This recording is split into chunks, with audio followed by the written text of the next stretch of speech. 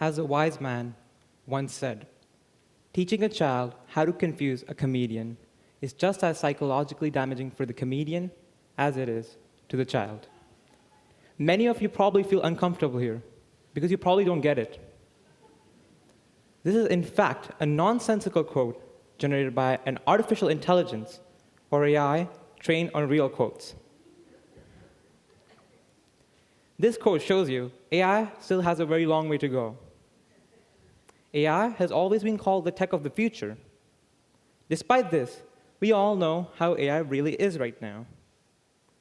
How many of you think of the first image of the humanoid robot when you think of the word AI? It's a very common misconception that stems from movies. AI is often depicted as a robot, a humanoid robot specifically. But AI is in fact just programs and code. That's not the only misconception people have about AI. Artificial intelligence is a relatively new topic, so most people have a lot of misconceptions. Nobody talked about AI 30 years ago. For example, there is this notion that artificial intelligence is unbiased. That is simply untrue. AI learns from data, so it's as unbiased as the data it learns from. Another misconception I see is artificial intelligence equals artificial general intelligence.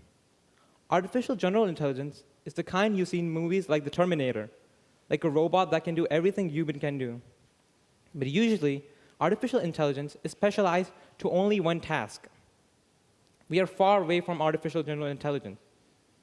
But that leads us to wonder about the very real possibility of AI reaching or even exceeding human intelligence. The past 15 years has seen more economic growth compared to the 2 million years of existence of the human species. After the agricultural and industrial revolutions, could AI be the next big mega revolution? Today, I'll tell you whether AI will be more than just a fancy calculator. AI is currently already present in many fields of work. For example, healthcare. AI can detect some forms of cancer better than doctors with even decades of experience. Or a more current example, something that allows us to gather here, the COVID vaccine. The COVID vaccine was built in a year, compared to others which took many years and even decades of work. One of the major contributing factors was AI allowing scientists to analyze lots of data effectively. However, human psychology regarding AI is pretty strange. You remember the old retro games, such as checkers and Ludo, which had computer opponents? Those computer opponents wouldn't be considered AI today. This has actually been happening since the creation of AI, as the AI effect. However, there's one field reserved for us humans, right? Creativity. I actually wouldn't be so sure of that. AI has made surprising amounts of progress in this area. It can now generate art and other forms of creative expression. DALL-E 2 is a generative model by OpenAI which can create images and arts based on a prompt given to it. For example, the prompt, a bowl of soup that looks like a monster knitted out of wool, generates this image. To demonstrate DALL-E better, I'm going to play a mini game with you guys here.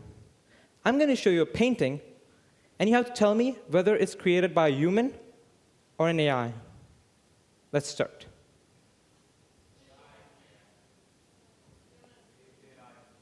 The answer for this one is human. Let's look at another one.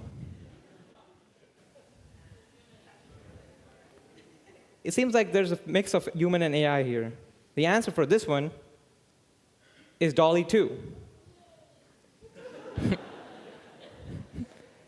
What about this one? This is actually by Monet. What about this one? You're correct. That is AI. You're getting better. And last and final image. Also AI. Correct. After this short exercise, you can see why I say AI has made surprising amounts of progress in this area. In fact, this shirt, its fabric was stitched by a robot. This image was printed on it by a robot. This image here is created by a robot. And this image is of a robot. We are looking at the future here. These types of creations are created by a type of AI model called a GAN, or Regenerative Adversarial Network. I know the name sounds fancy, but the idea of how it works is simple and clever. For example, the GAN has two models, a generator and a discriminator. A generator creates a fake image, and a fake image and a real image are given to the discriminator, also an AI model, which tries to tell apart between the two. The result is fed back to both of them, so they both eventually get better in this feedback loop. These GANs can create more than just paintings, though.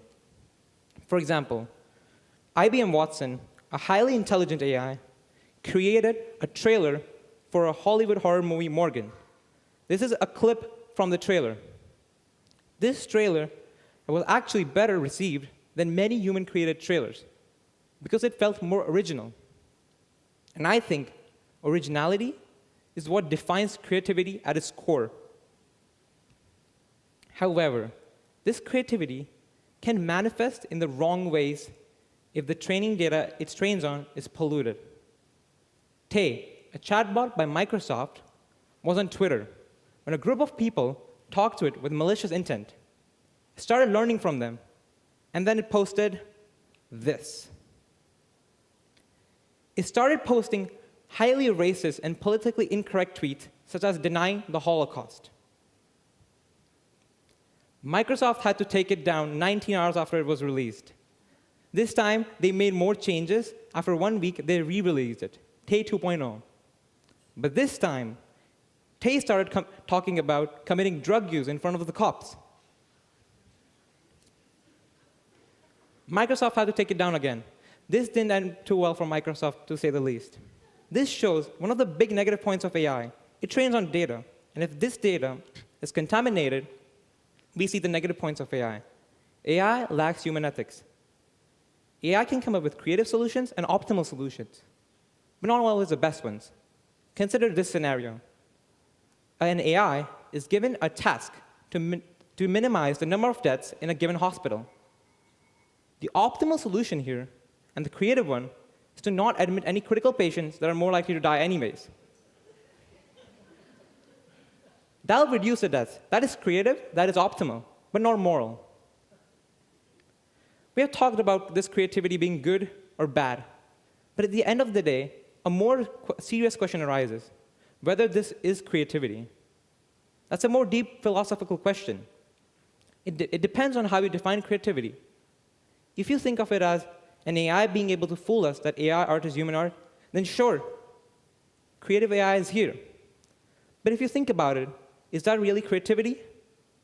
AI hasn't come up with a truly random creation. It's more of a remix of the data we feed it, in a sense. But however, it's on the person. They can choose to believe whatever they want. I personally believe that AI is creative because of the fact that humans also learn from somewhere, not data, but from their environment and their peers. Whether this creativity would be a force for good or evil, we cannot be certain. But AI will be more than just a calculator. It'll be something that'll influence humanity. The future is exciting.